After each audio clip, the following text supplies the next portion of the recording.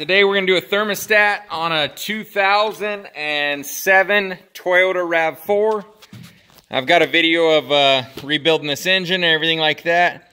It's getting a little bit hot. It's getting about 205, 210, and it'll stay there. It'll deal with that.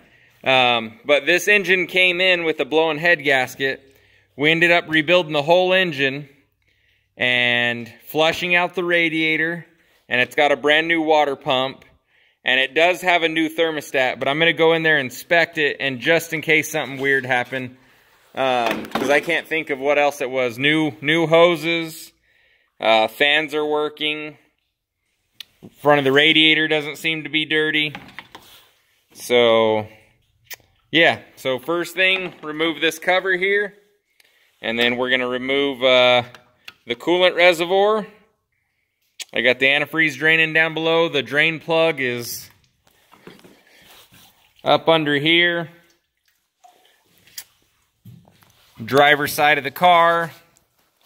And then after I remove this, I gotta support the engine and move the motor mount. So let me get after that. All right, let's see. Let's work our way down. So we've got this bracket here. 1, 2, 3, 4, 5, 6 bolts. And some of those have to come out with the bracket. Some of those are hard to see. We had the top piece right here. So we've got 1 bolt on the fender well, 2 bolts down below on a bracket. You probably don't have to take the center one out. You got the 3 obvious bolts up top, and I thought that was a locator pin, but it's a stud that faces downwards. And I used, let's see if I can get through my mess here, crow's foot extension, little nut on the bottom, 14 millimeter. And then you've got this bracket here on the bottom side, 2 bolts in that. May or may not have to take that out. And then I took out the whole assembly. So you've got an O-ring here, a hose there, 3 bolts on the face of this guy, all 10 millimeters. And then I took out the whole assembly to get to the thermostat housing, 2 more bolts on that guy. And that was it. Pretty straightforward. Have the engine supported by a jack stand. So let me shove another thermostat in there.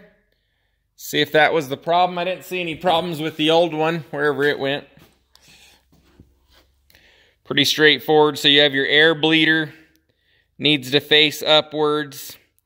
This was 82 degrees Celsius, which is 186 degrees Fahrenheit. So, get the thermostat back in and go take her for another test drive. I'm gonna vacuum down the system.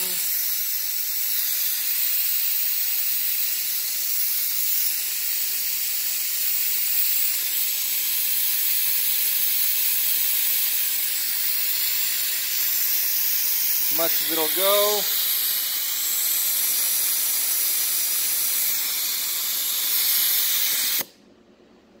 Make sure it holds for about 15 minutes. And then I'll draw the coolant in through here. Let me do that real quick actually. I'll wait the 15 minutes and then draw the coolant in. Looks like it held pressure pretty well, so I've got my coolant line hooked up. Drawing through here. Yes, I know, not the right coolant or color coolant. Don't worry about it. I think these things probably take the blue. So, make sure to see if I can still catch it. The radiator hoses are collapsed when you have it drawn down properly. They're still collapsed.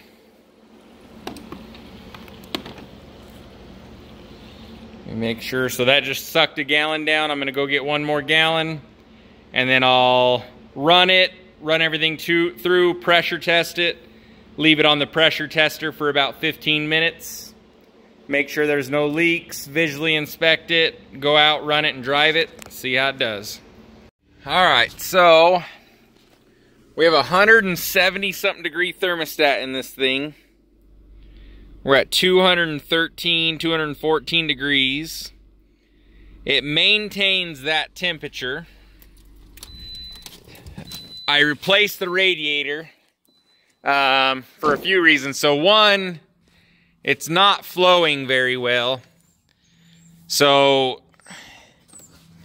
new water pump, new engine, new thermostat.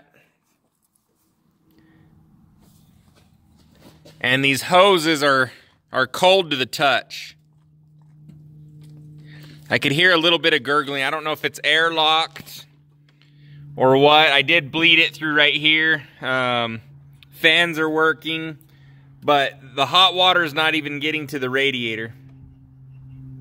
So there was a little crack in the thermostat or the radiator. I thought it wasn't flowing. It does flow if you flush it through. But it doesn't seem to be flowing through the engine. So I am down to either something's clogged inside the engine, a wrong gasket. I checked head gaskets, they're fine. Thermostat's not opening properly, or water pump's not flowing. So I think the next step, I'm gonna maybe try to bleed some air out of it. I don't know if it's airlocked or what's going on. And then after that, I'm gonna remove the thermostat and drive with the thermostat out of it and see how that does. All right, I took the thermostat out again. This thing was absurdly hot to the touch, and it wasn't even open a little bit. So I'm gonna go boil a thing of water inside and drop it in there and see if this opens. I couldn't imagine. There's a little bit of marks on here.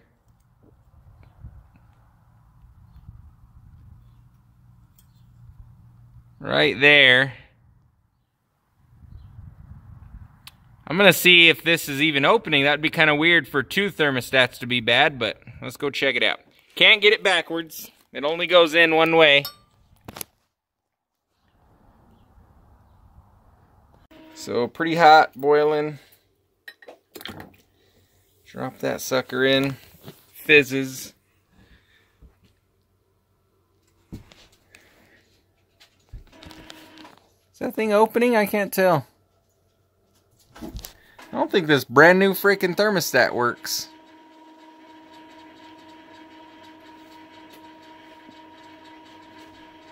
And the last one didn't work either. What are the frickin' odds? I don't understand. I think that's my problem right there. That thing should open.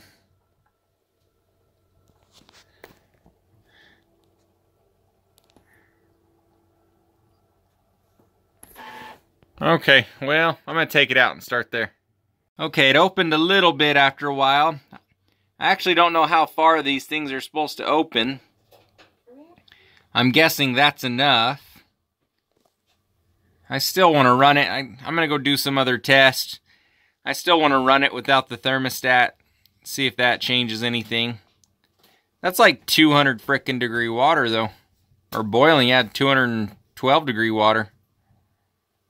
So I'm going to run it without the thermostat. Let's go see how this goes. So we removed thermostat.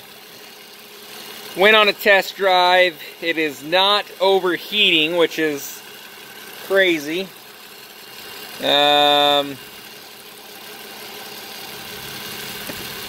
So let me show you the inside. So I think it's a coolant flow problem. So more than likely the brand new water pump is bad. So we're at 176, which is really good. It's been idling. I drive it and it'll drop down to maybe 165, something like that. And yeah, I'm gonna test drive it a little bit.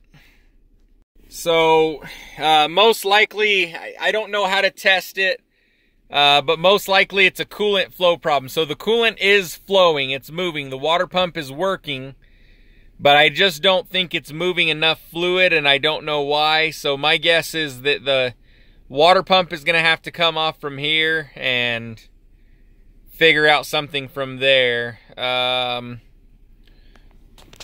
But the customer really needs a vehicle right now. I have both of her vehicles. So I'm going to fix the other one and let her drive this without a thermostat. Heater works, everything works in this car, and it's maintaining temperature without a thermostat. So I think it's drivable. I don't think that's going to cause any issues. I'm going to put a transmission in her other car, bring this one back, and pull the water pump out and mess with that. So new radiator, no thermostat, new engine, new water pump, and yeah, we're at 175, 177 degrees, which is right where I want it to be. But that's not good that it does that without a thermostat. So yeah, when you're working on these things, you know, go through your diag, and most of them are going to be easier than this thing. This is not normal at all. So, but obviously this car blew a head gasket before for some reason, so I'm hoping it's not a crack in the head or anything weird. There's no anything coming out of the exhaust, nothing weird there. I don't know if it's burning it.